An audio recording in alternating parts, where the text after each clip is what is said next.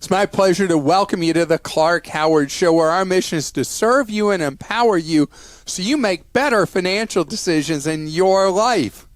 Up first today, our weekly Clark Stinks segment. And later, something that doesn't stink. There are deals in the midst of all this inflation. There are deals all over the place. I'm going to tell you how to zig when prices are zagging. So for Clark Stinks, this is your opportunity at clark.com/ClarkStinks to let me know when you feel I've missed the mark, shown to be that I'm thick in the head, giving bad advice, you disagree with me, whatever. Just go to clark.com/ClarkStinks and post. And then right here, right now, Christa reads her favorite posts from Clark Stinks over the last week. I should have never encouraged you to speak. You must think I'm pretty stupid. You should be ashamed of yourself. Well, maybe I'm wrong. Maybe I'm wrong. Maybe you're right, pal. All right, the first Clark Stinks is from Christa, who says that she does not pick her favorites. Okay. Here's the first one for real. Costco, Costco, Costco, Costco this, Costco that. I think I finally figured out the Costco acronym. Clark only supports terribly cheap options. And that's from Ralph. Ouch. So, Ralph, I must admit that the shirt I'm wearing is from Sam's Club, not from Costco, because the Sam's Club clothing... Is it Members Mark? Oh, Members Mark, their private label. Is it? Yes, no, Members it says Mark. Polo on it. No, it's Members Mark. Oh, okay. And so... I mean, it doesn't say Ralph Lauren, though, so it must be like their version of a polo. It's Members. I know this is the Members Mark shirt. Okay, sorry. Go ahead. Okay. Carry on. Anyway, so this was $7. Costco shirts are generally too expensive for me because they're in double digits. So, yeah, it is true. I am very, very, very thrifty with what I buy, and it's just how I'm made up. And so when the Warehouse Club movement started in, I think, 1978 with Price Club on Morena Drive in San Diego by Saul Price, yes, for me that was like, it was like this whole new era where somebody figured out how to squeeze all the overhead out of retail, and you have to accept the more limited selection. So you are right. What was the thing you said? Clark only supports terribly cheap options. That's true, Ralph, except for services. Is that when you are buying a service, whatever it is, let's say it's a repair in your home or anything like that, you're having your car repaired, you want to have someone who you know is really good at what he or she does, who's very honest, trustworthy. That's where you open up the wallet and you pay what you need to get the right service for whatever it is you're doing. But for products, yes, guilty is charged. Some people join country clubs. You join I joined Sam's Club. Clubs. Yeah. Okay, Clark, you stink. You recently responded to a question about buying a used electric vehicle by saying battery pack replacement is a negative of an electric vehicle. It seems to me that Teslas and probably many others like the new Rivian are able to go 200,000 miles easily on the original battery pack. Rivian even warranties their battery pack for 175,000 miles or 8 years.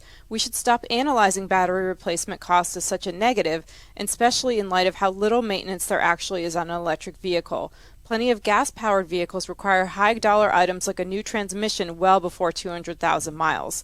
My mom's 2015 Ford has had 2 transmission replacements, and I doubt it would be much longer before it needs a third. The car has less than 100,000 miles. So that is a very valid point. That came up talking about how Nissan let its customers down by having defective battery packs in the Leaf and told people to pound sand. And so it's really important for reputational reasons for an automaker who's making electric vehicles. And just because it's the right thing to do to offer these very lengthy warranties on the batteries because it's a newer technology and there's a lot of question mark about how reliable they're going to be. So far, other than the Nissan problem, batteries have proved in electric vehicles to be very, very reliable and have great longevity. Come on, Mr. Howard. You can please. do better. On a recent show, you touted the low price of tuition and other fees at a state-sponsored commuter college. As an informal advisor to several nieces and nephews about how to pay for college, I paused your podcast midstream and rushed to search for more information. The internet searches on the term state-sponsored commuter college failed to return any useful information. Nothing helpful was listed in your show notes for that episode, and a search on Clark.com also produced zero information. If there is a web page that lists these colleges by state or degree, please 1, tell us what it is, or at least tell us what terms to search to find it, and 2, include a link in the podcast show notes for that episode, and 3, include a link on Clark.com, and if no such website exists, tell us how we can help you build it. This information is at least as important as a channel guide for how to watch TV the most cost-efficient way. Your biggest fan, Aunt Mel in Maryland. Aunt Mel, so when I used that term, state-sponsored commuter colleges, what I meant was in a lot of states, there are state schools. You know how a state system will have its flagship university that'll be University of or blah, blah, blah, state university, and then it will have state colleges. And a lot of state colleges are built without dormitories, and they are designed for local commuter students, and each state has a name for them. For example, one of the biggest such systems of affordable college education is in the state of Florida, our nation's third most populous state, I guess, at this point. Anyway, in Florida, they have the Florida State College System. So they call it the FSC system. And these are local commuter colleges, state-supported, that offer 4-year degrees. And it'll say Florida State College and then the city name of wherever it is or the area it is in the state.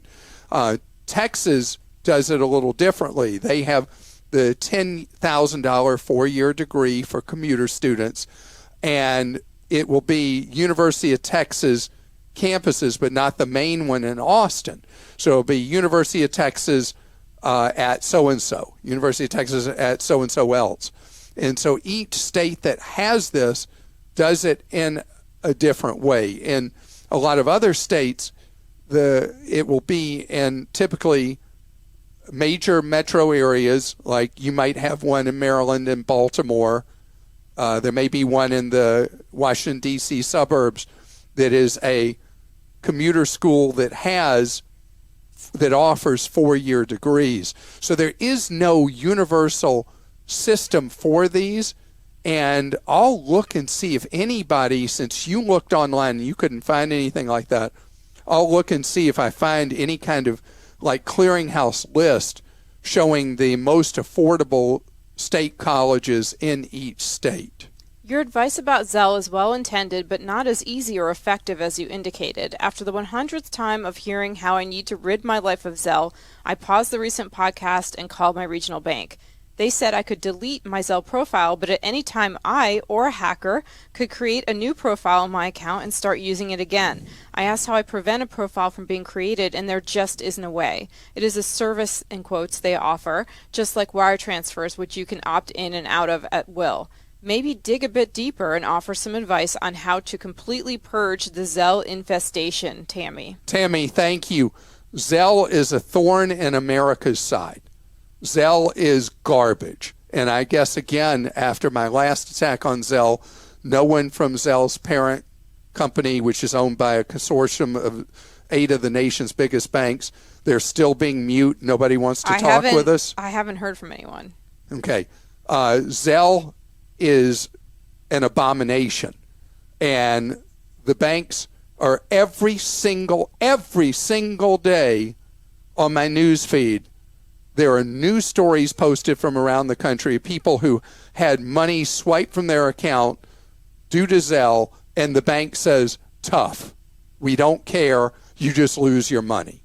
This is so stupid of the banks. Why are they doing this? Why are they not giving people the ability to permanently suppress Zelle on their bank account?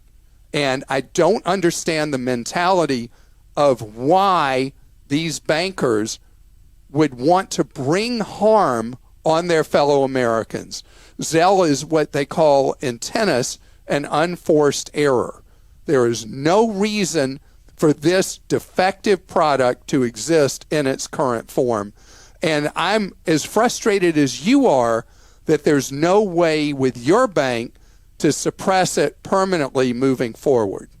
Clark stinks because you discussed the options for a woman whose father was in assisted living and owned a condo in California. One option you did not mention was for her father to sell the condo and then use the proceeds for his continuing care. This might be a better option than moving him to a different facility that will accept Medicare and Medicaid. It's likely his care where he is now would be better than some other low-cost facility with much less stress to leave him where he is. Then, if he passes without using the remainder of the funds from the sale, they would go to his chosen heirs. We did this with my mom, sold her house when she went to assisted living, and then used the proceeds from that sale to pay for very good care.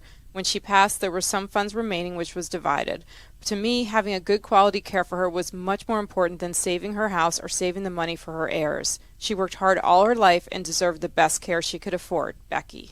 Becky, thank you. And what you said is true all the way around, that if you sell the home, then you may forestall the need to move to an assisted living or nursing home that accepts Medicaid. There are a lot of really good facilities don't accept Medicaid for long-term stays. In the case of the question I was asked, it was by an adult child of the person who wanted to be able to have the house. And what you talked about is setting different priorities, that instead it was about making sure there could be the best care for a parent, in which case your suggestion's completely on the money, which is you sell the home, then you have a pile of money to pay for assisted living potentially for several years. You lamented about being scatterbrained and forgetting things such as bringing your meds on a trip, and you talked about your son learning to fly. You should ask your son how pilots remember important steps in the cockpit. The answer? Checklist. Clark, you should make yourself a trip pre-departure checklist and refer to it before heading out the door. Rick, a retired airline pilot and checklist believer. So, Rick, this is terrible. I do use a checklist on my phone. And not to dwell on the stupidity of leaving my meds behind, but I decided at the last minute to switch to a smaller suitcase, and I'd put my meds in this pouch inside the other one, and I forgot to open the pouch and move the pills across. So it was like, even using a checklist, I still flaked out. Clark, that S you wear on your chest stands for stinks this week. I listened to your description of your recent hernia repair, and you're not needing pain medication. I know you think that S stands for Superman, but for us mere mortals, pain management is a part of the healing process. I recently had an open hernia repair and needed every bit of the pain management. So that lends me to think that you had the Band-Aid hernia repair, a minor procedure. Save the pain medication advice for the professionals. I just have this thing, I hate taking any kind of pain med. I remember before I had my back surgery almost 21 years ago, that I was in excruciating pain, and the strongest thing I'd take was I guess an Advil at that point, a generic version, of course, of ibuprofen. Of course. And so it's just in my head, I'm just so I don't know why I'm so afraid of getting addicted to something like that, but that's what it's about. It's about fear of Some addiction. people I know, like, they'll just have the doctor prescribe them like 3 pills, so that's an option too for people if they're worried about that. Okay, I was just catching up on my Clark Howard podcast, and the discussion was around kids sitting with parents on flights. Clark gave praise to Southwest and how they let kids sit together during family boarding. I just flew them, and I love Southwest with my 11-year-old daughter. Family boarding is only for families with kids 6 and under. We were the last ones to board during Group A and just barely able to sit together. As always, thank you. You're an amazing inspiration. Sincerely, Dave from Ohio. Dave, thank you. And yes, you're right that Southwest family boarding is really for kids generally up to first grade. And then after that, I figure if, particularly if a kid's a teenager, that they're okay sitting a few rows away. I know that my son, by the time he was 10, never wanted to sit with us on Southwest. He would always go somewhere else on the plane. But other kids, really want to be with their families. And that's where what Delta's doing is such a great example for the rest of the industry. If you haven't heard me explain what Delta's doing, Delta has a new sophisticated software package that knows historical averages for each route, each day of the week, each flight, how many families with children are likely to be on that flight. It's not a perfect system, but it gives them the ability to seat families together, and I think that's really neat. And if Delta was able to develop that, there's no reason that the other two full-fare airlines, American and United, can't put their software developers to work and do something similar, and then the smaller airlines will figure out how to do it cheaper than it costs the full-fare airlines to write that software code. Clark stinks for being so self-deprecating on virtually every podcast episode. Stop it. As a man who started listening in his early 20s, I can say with confidence that Clark's advice has contributed to my financial success. I've spent most of my career earning what would be considered a middle-class income, yet my wife and I have already achieved most of our retirement goals in our mid-40s. Do you ever think about the lives you have changed with your advice? My guess would be that if you were able to separate the longtime Clarkies from the general public, you would discover that the Clarkies enjoy financial freedom that most of the general public would envy. As a mid-level manager, I start off every employee orientation with about 15 minutes of Clark talk. I'm trying to pass along a little of the wisdom you've given me so my employees enjoy financial freedom in their later years. This is my attempt at paying it forward just a little bit. You're not boring, not stinky, but also not perfect. However, as a whole, you change lives, and the people who listen to you are better off for doing so. Mike. Mike, thank you. It's just, I always think it's really cool to make fun of yourself. It's just who I am, and it really is who I am. I know I have a lot of shortcomings. We all do, and I think it's really important to walk humbly. And so that's why you'll hear me make fun of myself about, as we were talking earlier, about being such a flake, even using a checklist for packing and still leaving my meds behind. I mean, I am just a flakosaurus. And there are other things. Certainly, I'm not in any pamphlet of sports legends. So, I mean, we all have our skills, and then we have areas where we have deficits, and I just think it's important to be humble and modest. So that's just who I am. And thank you so much for sharing the impact that I have been able to have in your life. And then you, being a member of Team Clark, sharing it with your employees so they hopefully get off on the right foot with how they have money. Now, speaking of money, I'm going to do the opposite of what we just talked about, and that's how to buy bargains right now. And it's weird. In the midst of the ugliest inflation we've had since the early 1980s, 2 generations ago, there are wonderful deals to be had right at this moment. So we're in the craziest rotation that I can recall. So many things start with the preamble because of the pandemic. And this is one of those. In 20 and 21, people overwhelmingly were into being at home. And either because they had to be because of lockdowns, or just because they were doing so to be safe, or their employment was from home instead of going to an office. All these different factors played into people wanting to improve their nest at home. Fitness equipment, people went crazy buying it. Think about Peloton. Peloton was one of the hottest stocks in the United States. And Peloton now is losing a ton of money because they ramped up for this huge demand that has now evaporated. And they're just one example. Netflix, the stock has collapsed because Netflix, for the first time, I guess, in its history, is reporting a decline in viewership because people were streaming like maniacs during the pandemic. It's not like the pandemic is done with us, but we are definitely done with the pandemic. And so people are back out and about doing things. So anything involving the home. I mean, I look at these ads.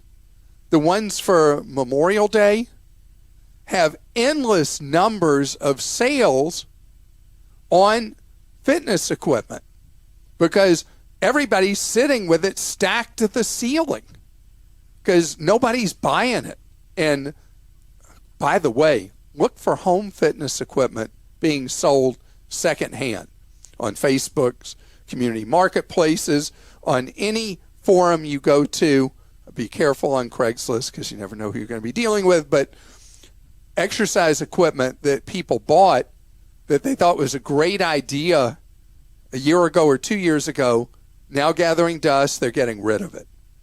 And there's one thing after another, after another, after another like that we were all into that we're not now. Think anything to do with cooking. Okay, so I shared with you that I lost 12 pounds during the first 9 months of COVID. Why? Because my wife locked me down cold till I could get my vaccines. She was sure that I would get COVID and it would be over. The irony is, in my whole extended family, I'm the only one who's not had COVID. I don't know how. Anyway, so we were eating all our meals at home, and we were eating much healthier than we ate going out. We were eating perfectly balanced meals and healthy stuff. And so I just kept losing and losing and losing. And so now I'm back to the weight I was before I lost all that weight during the first phase of COVID, because now we're eating out again, higher calorie counts. Hopefully I won't keep gaining past where I was pre-COVID. But anyway, anything for the kitchen. You look at those things that have been so in, those, what do you call those, air fryers, that every appliance manufacturer in the world decided they had to have 47 different models of air fryers because people were so into those for cooking at home. Now you look, the air fryers are all on deep discount and a lot of them on clearance. And it's not all unusual to see them selling at 2/3 off their original price. You know what's consistently selling 2/3 off its original price? Robotic vacuums. For some reason, when we were at home in 20 and 21, people decided it was really fun to sit there with the remote and watch some streaming service while the robot went around and vacuumed the floor. Every American must have 12 of these things now because I'm seeing these sales on them. Like I saw a sale the other day on one, $89 that had been $199. And there are all these that are $89, $99, whatever. And now the manufacturers are scrambling to come up with new, even more sophisticated models to try to get the price points back up. But you think about anything for the kitchen, anything for the home. You even think about the laundry. So I don't know why, but people just decided when they were home in 20 that it was time to get a new washer and dryer just when the manufacturing plants were shutting down because COVID was spreading through the plants because they were all working by each other, and COVID was really bad in manufacturing facilities. And so getting like washers and dryers became really, really hard and then very expensive. Now they're a deal. So just think about anything for the home. Furniture. You know what stock is doing terribly now? Wayfair. Wayfair was so in during COVID. I mean, what was there not to like? You went online, you said, okay, this sofa we're sitting on is old, dumpy, and lumpy. We're going to get a new sofa. So you'd go on Wayfair, you'd order the new sofa, and like magic, it would show up, and there you had the new one. Now suddenly people are like, I don't need any new furniture. I'm never even home to sit in that chair now. So furniture has become, after being in extreme short supply, and it still is for people that buy fancy designer furniture like Christa, but for regular people just buying furniture, it's so uncool. It's what part of it is not cool? Just saying that about me. Oh, well, you do you have a decorator and all that stuff. Anyway. Oh, Clark, not that kind of decorator. I Okay. pay a lady an hourly fee to help me choose colors and stuff because I'm terrible with that when I'm redoing something. And I buy used furniture. It's so much fun. I know, because you're just, but other people don't know. They think you're serious. Actually, got such a deal. Remember, I bought used chairs on the Facebook Marketplace one time, and it was like $400 for $100, and I'm replacing them. And I just found out they're worth a lot of money. I'm going to consign them. You're going to make money selling them. Consign them, yeah. I love that. So, you know what else is a deal right now? Mattresses. Everybody decided with COVID they wanted a new mattress, and the mattress industry's way overproduced mattresses, and there are deals everywhere on mattresses. Plus, we've gone from the cartel-like thing where we used to have 3 manufacturers that controlled almost all mattress sales in the United States to now a wide-open, chaotic marketplace. Most of the companies aren't going to survive. So there's an oversupply of mattresses, great deals on them. And I could name many more things. The point is just about anything for the home, the yard, the kitchen, the laundry, they're deals. Oh, and I forgot computers. Computers have now been overproduced, and there are great deals on computers as well.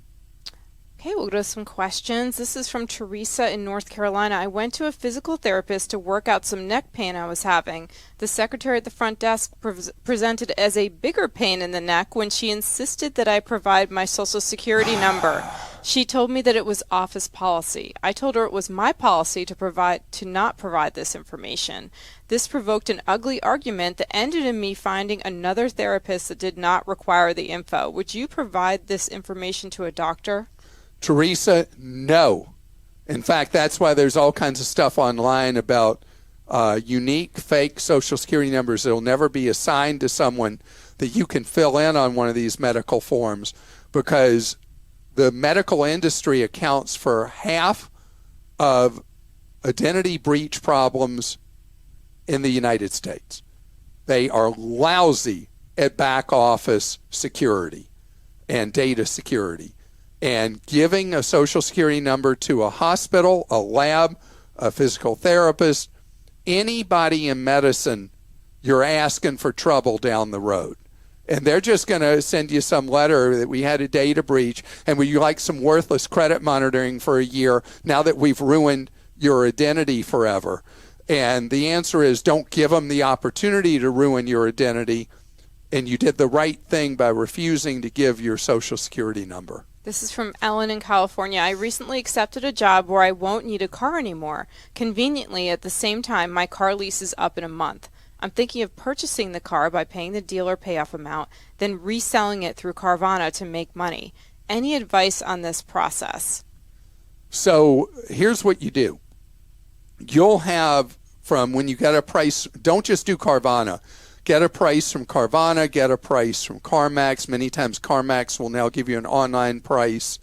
There's independent dealers, whatever brand you have. Oh, you have a Chrysler. Chrysler dealers, you don't mention to anybody what you're doing at the dealership that you have leased the vehicle. You don't want to go to the effort to buy the vehicle and then find out after you bought out your lease that it's not bringing in the marketplace what you'd hoped for. So at the very last minute before you have to pull the trigger on buying out the lease, you've got that 7-day period for Carvana or CarMax to honor the price they give you. You execute the payoff on the lease. You take the vehicle to Carvana or CarMax. And with Carvana, all you have to do in the 7-day period is accept their offer and schedule the date. So even if it takes you longer to get all the paperwork done at the dealer, you'll be able to still make it work at the price that Carvana has agreed to. And so this is an opportunity for you to potentially make thousands on the turn-in of the lease vehicle, buying it rather than turning it in. And from Amy in Florida, I just want to drop a thank you. I just saved $518.26 annually on my car insurance by dropping comprehensive collision and roadside assistance for my 17-year-old car. Clark, you're the best. No, Amy, you're the best for driving a 17-year-old vehicle. You know, we as a society tire out of vehicles way before they are tired.